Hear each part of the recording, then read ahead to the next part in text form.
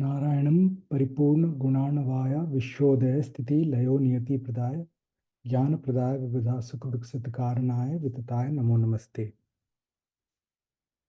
So I think this today is the second session, and we started this study group on Monday.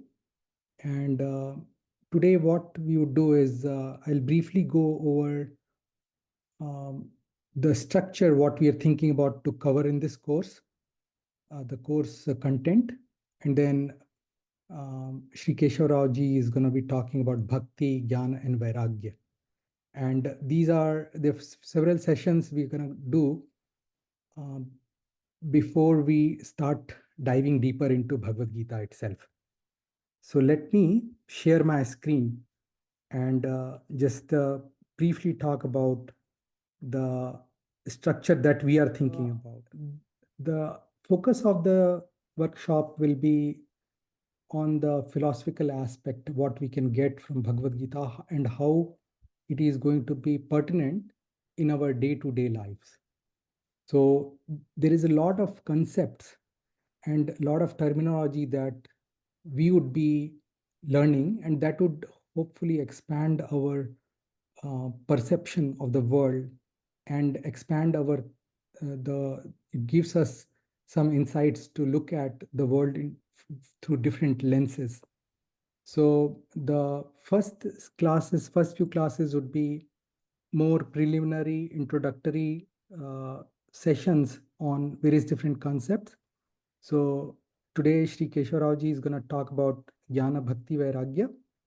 And in the subsequent sessions, we will also look at what do people seek?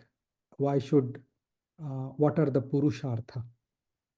We will talk about Dharma, Artha, Kama, Moksha, and some new concepts we'll talk about.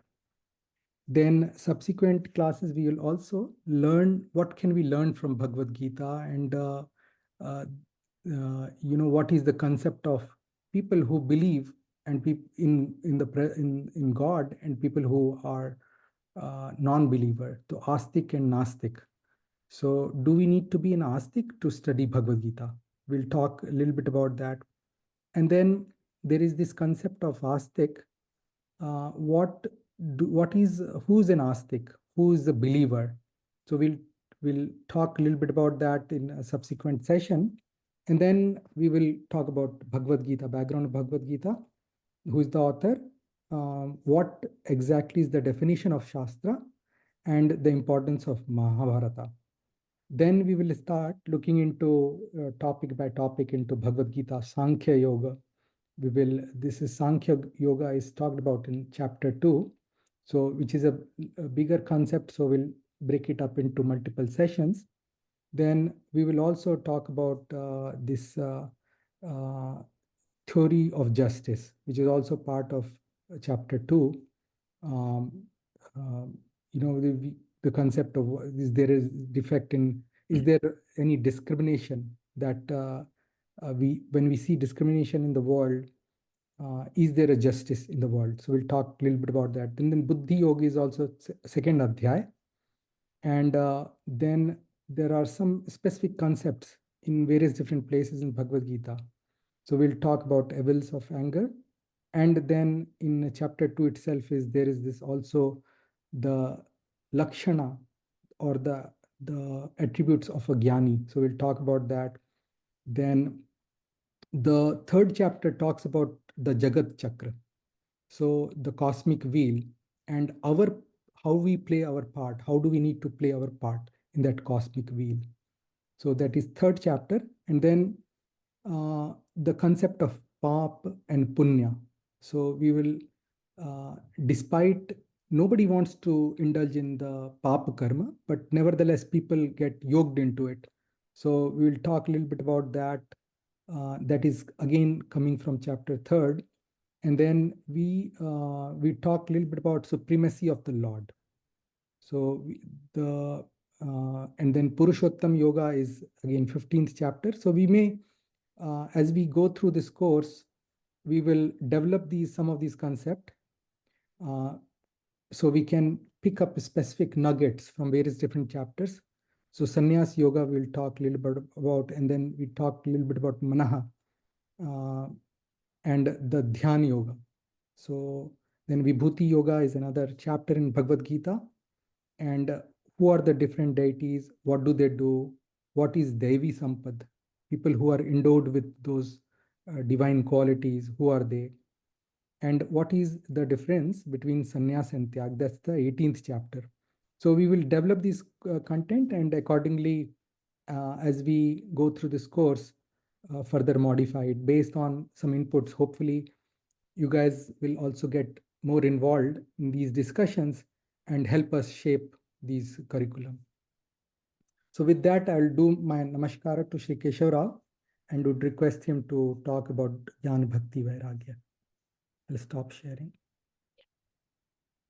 Harihi Om Shri Gurubhyo Namaha. Brahmam Mangarayitam Adaram Imanam Sada Anandatirthamatlam Padetapatrayapa Ujjaya Raghavendraya Siddharmradayata Bhasatanka Prabhushayanamatam Kamathenave. Now, today, we are going to talk about Jnana Bhakti Vairagya. But everybody says, hey, we hear that every day. Well, we know what it is. So you ask someone, okay, what is Jnana Bhakti Vairagya? Oh, Jnana means knowledge. Bhakti is devotion. Vairagya means detachment. Yeah, we know that. Then you say, hey, we are not asking you to translate it, but the concept behind it. What exactly is Jnana Bhakti Vairagya? What is knowledge? What knowledge? Because we study some economics, that's also knowledge. We study some physics, that's knowledge. And bhakti devotion, we do devotion in so many ways. We do puja, that's devotion. So that devotion is there. And Vairagya, detachment, I don't know, maybe we should be detached with some Laukic things. Yeah, we know that. But still it's not clear enough. Like, somebody can still come and say, I still don't understand what exactly, for anybody comes outside and asks you a question, what do you mean by this knowledge? What knowledge you're talking about? What devotion? What devotion? How should be devotion? What vairagya we're talking about? So the answer has to be seen in a little bit analytical fashion. So that's what we are going to do. Jnana, Bhakti, Vairagya. Jnana, knowledge means knowledge about what? Because so many kinds of things are there in this world. Knowledge about God, knowledge about myself, knowledge about the whole creation. So knowledge basically is the glory about the God. So knowledge means worldly things, so many things are there, but in every worldly thing, how it is being performed by Paramatma. What is the role of Paramatma in that worldly thing? Even a worldly thing you take, what is Paramatma? So everywhere, Paramatma related aspect. Who is this Paramatma? What does it mean by this supreme being? What is it like? What is it like? The knowledge. So that what it is, that is exactly what is knowledge. And jnanena eva parampadam, we say, like, with knowledge only we can achieve the ultimate goal. So knowledge is basically a powerful tool which tells us about the tattvas, tattva jnana. When we talk about jnana, the three words that come to our mind is jnana, vijnana, tattva jnana. So we talk about tattva, entities. What are all the various entities that are controlled by Paramatma, how he is doing? So about the tattvas, the knowledge, information about the tattvas, and we say jnana vijnana. What is jnana vijnana? What Paramatma is, he says all supreme, he is saying, but that's not enough. How we understand his supremacy, how we get it, like, how he functions, the way he functions. He uses so many devatas. So why does he use the devatas? What is his position? Why is he all supreme? How is he all supreme? What is the gradations that we have? What we call taratamya, the gradation. Different in the world also, we see the gradation. One person has a higher power, another person has a lower power. So there's a gradation that you see everywhere in this world. So in this whole creation also, there is gradation even among all the beings, even among devatas. So, and through that gradation, Paramatma is only one who is independent, and who controls everything. So his all supremacy is to be understood properly.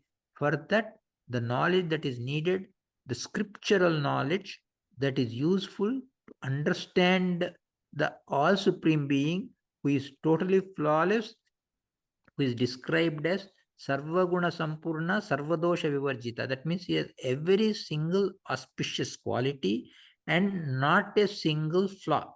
That is what is God is. And such a God understanding where from it comes, that is jnana. That is what is jnana is. And then bhakti, devotion. And devotion means what kind of devotion? How is it means? Acharya, Kim Bhaktir Nama, he asks himself, like if we ask a question, Acharya says, Bhakti means Mahatmya. In Mahabharata, Tatparya Nirnaya is where Acharya gives the precise definition for Bhakti.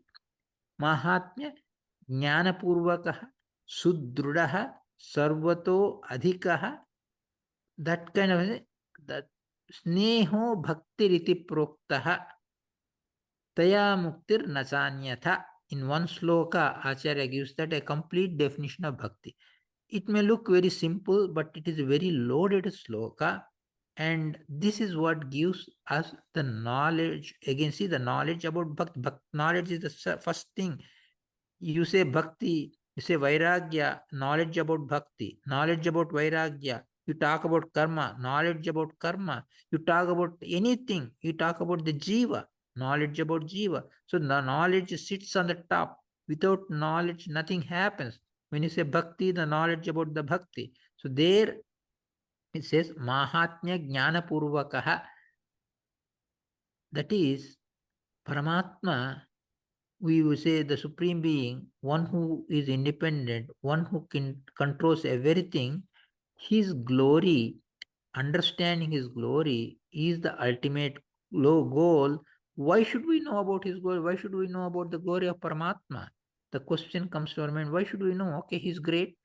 Okay, let him be great. Why should I know about the greatness of Paramatma? Why should I even talk about it? This question comes to our mind because he alone is Swatantra, and from his grace only we can get a eternal happiness. The happiness is what we seek. Everybody seeks happiness. But that eternal happiness comes from the grace of Paramatma. So without his grace, nothing happens. So to get his grace, we have to know what his glory is, what his Mahima is. So that's why bhakti is a marga or a path for having the grace or anugraha or blessings of Paramatma. So that bhakti is nothing but Mahatmya Jnana Purvakaha. That means that which is preceded by the knowledge that talks about the glories of Paramatma. So that's why it should be Mahatmya Jnana. Why should we know the Mahatmya Jnana of Paramatma? Why bhakti needs that means? Because people can do bhakti on anything, right? Bhakti means devotion. They can do a devotion, show devotion on their neighbor. They can show devotion on their favorite movie star or favorite some star. They can show a lot of devotion or attachment to them. So if devotion is nothing but attachment, they may have attachment to anybody. But that is totally not helpful for us for achieving anything in life. The only way that Mahatmya Jnana Purvaka, that Jnana helps us is when our Uddhara or upliftment happens from that, then that is helpful Mahatmya Jnana. So the glory of Paramatma has to be preceded. Then it makes sense for us to do devotion. So the devotion has to be the first step on devotion is Mahatmya Jnana, the knowledge of about the glories of Paramatma has to precede everything. Then we know, oh, this is the Paramatma, this is one who is all supreme. Then I am completely devoted to him. So for us to show the devotion, we have to know what Paramatma is. So that way, Mahatmya Jnana Purvakaha. Okay, we have that kind of understanding. Today is there, tomorrow is not there, then it won't help us. It has to be Sudrudha. Sudrudha means very firm. Very firm means unshakable. It is there today. It is there. It will be there tomorrow. It will be there do a day after tomorrow. It will be there my entire life. Every minute, every second of my existence, I will have that. And it will not be shaken by anybody. Somebody comes, hey, what is this God and all that? Forget about God. It My mind won't be shaken up. So anybody comes and discourages, I still reject all that because I'm very firm. I know that the Supreme Being, the one who can help me. So my bhakti, devotion should be sudrudaha, very, very firm. And it has to be sarvatodhikaha. It is more than anything else. More than anything else means what? More than what? Means it says actually, for this Acharya's words, Tikarayaru comes and gives a detailed, full explanation in Nyayasudha. There he says, Sarvatodika means Atma, Atmiya Vastubhyo, Sarvebhyo Adhika. That means your belongings. You may have a house, you may have a property, you may have a lot of money.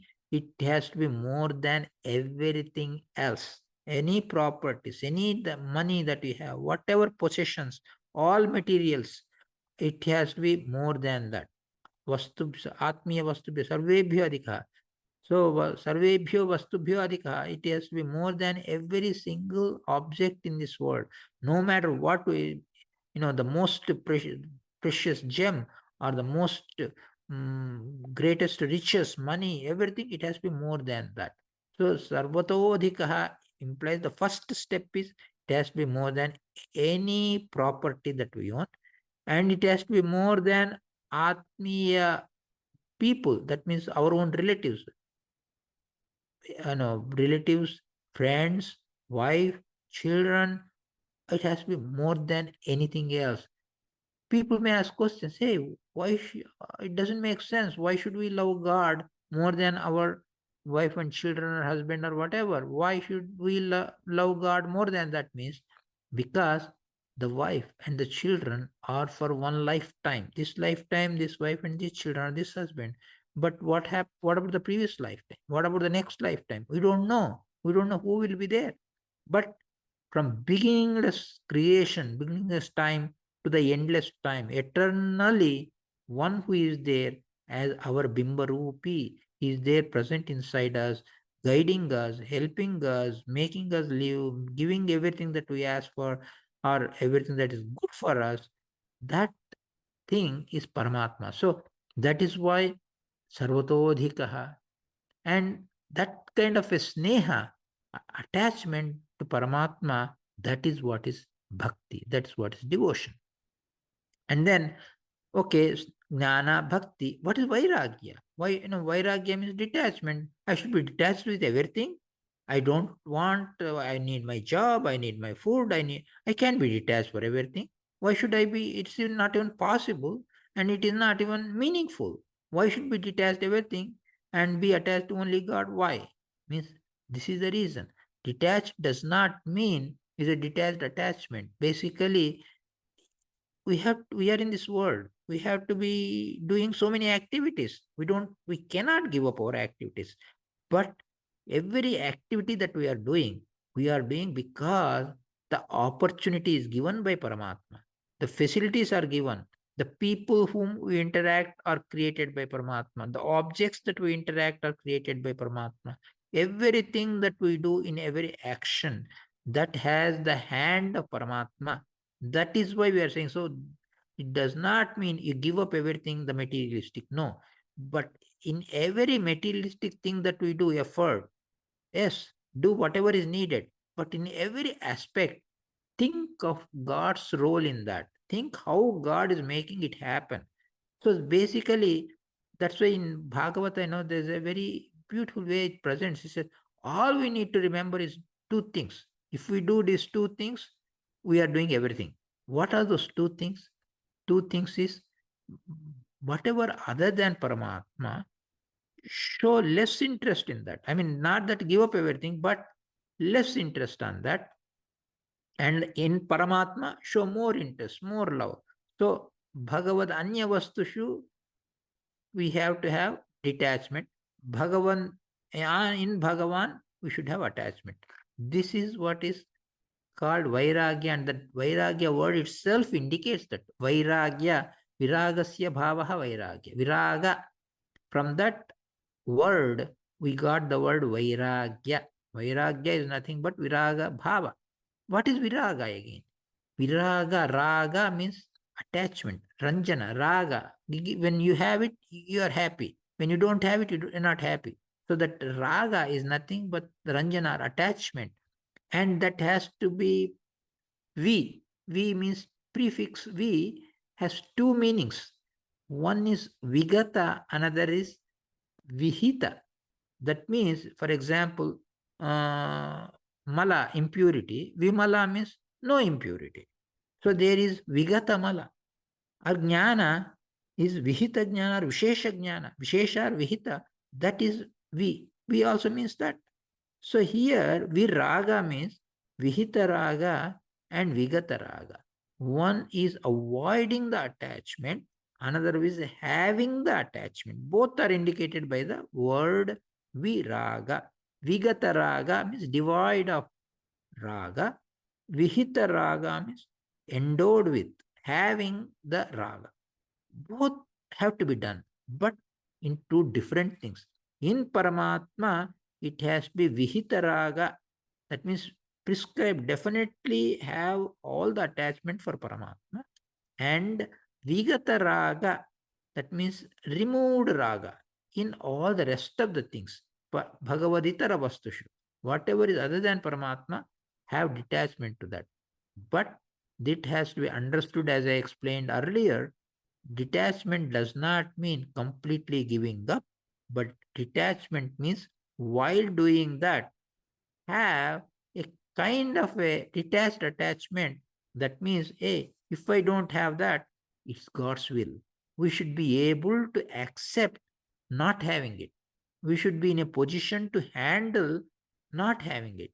But if it comes, fine, be happy, and but acknowledge that it's happened because of the grace of Paramatma. So this is what is included in the word Viraga or Vairagya, where Paramatma, we have to have attachment to him.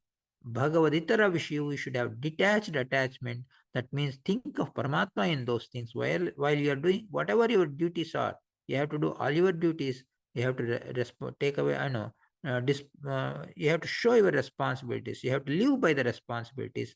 But at the same time, you should remember God in everything that you do. So this is Vairagya. So Jnana Bhakti Vairagya are basic important things. Of course, as we go, we learn more and more about it. But I just wanted to give a basic concept of Jnana Bhakti Vairagya. So any questions are there, you can feel free to ask. Hare Srinivasa, Sri Krishna Arpanastu.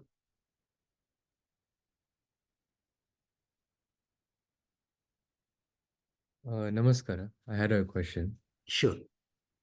Um, um, so when you were talking about bhakti as the path to understanding glory of Paramatma, Yeah. you said that uh, bhakti is the path for understanding Paramatma, and bhakti is a devotion. And for us to show devotion, we have to have knowledge of the importance of Paramatma. Yeah. So my question was, if the goal of bhakti is to get the knowledge and understand the glory of Paramatma, how can we start off bhakti by having knowledge of Paramatma already? Yes, yes. And actually, your question can be even extended jnana, bhakti, and karma. So, without doing the karma, we cannot get jnana. Without jnana, what karma to do? So, to do a karma, we need a jnana. And without karma, we cannot get jnana. Without jnana, we cannot get karma. Same way, bhakti, without bhakti, we cannot get jnana. And without jnana, we cannot bhakti. It looks as if it's a catch 22, but not really. See, it is what is mutually fulfilling entities. The way it has to be understood is okay, to do the bhakti, you need a basic jnana. The jnana that is needed to show the devotion is whom should I show the devotion to? Why should I show the devotion to? This knowledge is needed. That's why I say Mahatmya Jnana Purvakaha, when I say the knowledge about where the devotion is to be shown. How to show the devotion? This basic knowledge for that devotion is not needed. For the basic knowledge, where I have to show devotion and how I should do devotion, for this knowledge, for acquiring this knowledge, no devotion is needed, because this is basic starting point. That's why I say the starting point, the path means the starting point. Unless I have the knowledge about the entity where I should show the devotion, I cannot even show the devotion. So for this, devotion is not needed. So you get the basic knowledge about the entity, why you are showing the devotion, the glory, that knowledge. Once that comes, the devotion automatically builds up. Oh, this is such a wonderful, glorious person, this glorious entity we call Paramatma or whatever. I have to show my devotion, surrender. So then you show the devotion. When you show the devotion, you acquire the grace of Paramatma. So it helps you to acquire even greater knowledge. So they are mutually, one feeds the other. First, you have very basic knowledge that gives you the devotion. And as you show the basic devotion, it gives you the scope for acquiring more knowledge. When that more knowledge comes, it will increase the devotion. When the devotion increases, even more knowledge comes. So they feed each other. One leads to the other, and then the other one leads to the increase of the. So they basically feed each other, they increase each other. So that is how. So for the first step to get the devotion, you need the basic knowledge where the devotion is to be applied, why the devotion is to be applied. That knowledge is needed, and for that, no devotion is needed. So, because there's a starting point. So, starting point of knowledge helps you to know where the devotion is to be shown and how the devotion is to be shown. That knowledge is fundamental, basic. Got it. Thank you, Achay. Sure. Namaskar, Acharya. I had Yeah. a question. Sure. So when you were talking about bhakti and sudhrita bhakti, Yeah. so I was wondering, so in some situations when we're going through like undergoing a lot of pain or we're in like a tough time, sometimes we forget about Deoru and like how he protects us, and sometimes we get mad at him. So how do we remember that Deoru is the one who put us in this situation, and he's also going to get us out, because in that situation we may forget, or would be our mind is kind of clouded. So how do we remember him in those Yeah. kind of? Yeah. It's a very practical question. Yeah, definitely. So when we say, okay, we go through a lot of hardships. For example, somebody may have a cancer, or somebody may have. Then you say, oh God, you gave this to me, and then you are going to, in some cases they may not even get out of it. All that you pray for is, hey, I cannot even get out of it, but give me the courage to handle it. That's all you pray for.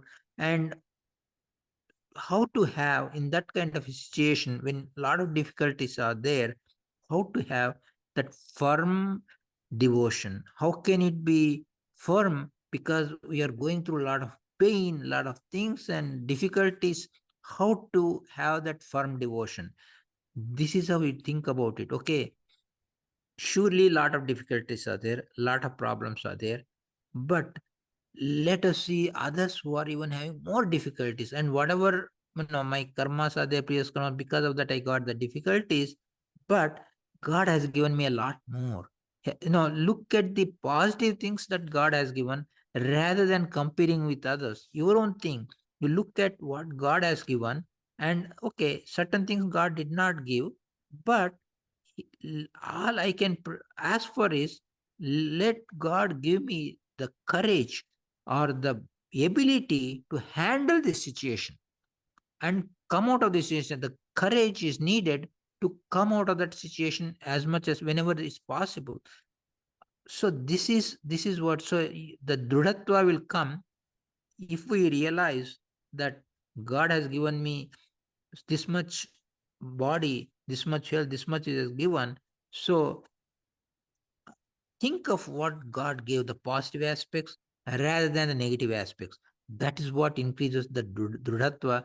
Actually, there's a nice, beautiful story in one of the places, and there, one poor man is suffering, he's having a lot of poverty, pain, and then he sees a big king coming there, that in his way, rich man with lot of procession and lot of servants and glory is coming out, and then he thinks, look at that God, what he has done? He has made that king so rich, powerful, and everything. God has given me nothing. I am a poor, I am suffering, and God did not give me a penny. And God is so cruel. So he thinks about that. And then he utters this, oh God, he did not give me anything. He gave that person so much. So he talks that loudly also. The person overhears and he says, comes back and he says, why are you says, and then he tells that rich person, God has given you so much, but he didn't give me anything at all. Then he says, okay, God didn't give you anything. I will give you something. You give me your hand, cut off your hand and give it to me. I'll give you 1 lakh rupees. So, oh, no, no, no, no, I don't want to give my hand. No, I don't want your 1 lakh rupees. I want my hand. Then he says, okay, cut off your leg and give it to me. I'll give you 2 lakhs. No, no, no, no, no, I don't want to cut off. Like that, he asks for each and every limb. And you say, God did not give you anything. Look, he has given you hands which are more valuable than several lakhs of rupees, legs which are more valuable. So you are not seeing what God has given you, and you are only looking at what God has not given you. So this is how it is in our life. What happens is we always complain. We say, God didn't give it to me, this to me, that to me. But God has given us a lot of things. We never think of what God gave us. We always think of what He did not give. So that's if that understanding is there, then the Sudruda Bhakti can increase.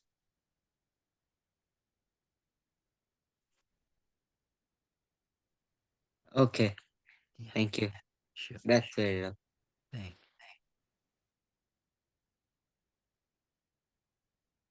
Thank you. I think Prahlad and Shrikar, very nice questions. So just quickly summarizing. So the knowledge, when the scriptures talks about it, we are not talking about knowledge of science, maths, but it is the knowledge when the scriptures talk about it, when the Bhagavad Gita talks about it, it is about the glories of the Lord. And the reason for that is we need to understand that the God is the only independent entity. There cannot be multiple independent entity. And when we have that understanding that everything is dependent upon God and He has given us everything, then a sense of gratitude comes into us. And that sense of gratitude will make us a better person. So that devotion is what makes us better person. It makes us more good in nature. It makes us helpful. And what we need to do is also with Gyan and Bhakti, we also need to have the Vairagya, the duty without any attachment. So the reason for that Vairagya is sometimes we find it discomforting to do our work if it is difficult. So we may not do it, but that with Vairagya, if we don't have rag and dvesh, then we would do our duty without that feeling of suffering or the discomfort. So we'll ignore the discomfort and we'll still be able to do our duty. That's why Vairagya is important. And Sri Keshavarao talked about the karma. Without the karma, Gyana cannot come.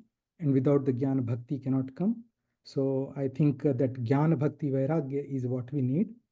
I think he also mentioned about the gradation of the various different deities, just like we have the CEO and the CXO, CFO, CTO, CHO, and various different VPs and SVP in an organization. That's how this Jagat is also, this world is also with different taratamya or the gradation of various different responsibility, with God being at the top of everybody. So because he is the Paramatma, he is the most supreme, the supreme being. So we naturally we need to have that dedication and the bhakti towards him, and which would result in our upliftment. So I think for today's, I think we will do a small prayer and we'll close it for today, and then we'll again meet up on Friday.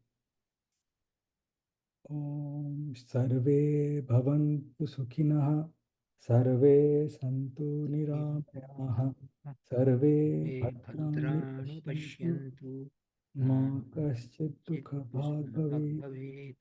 Om Shanti Shanti Shanti. Many Sastang Namaskar Shri Keshaya. And thank you everyone for attending.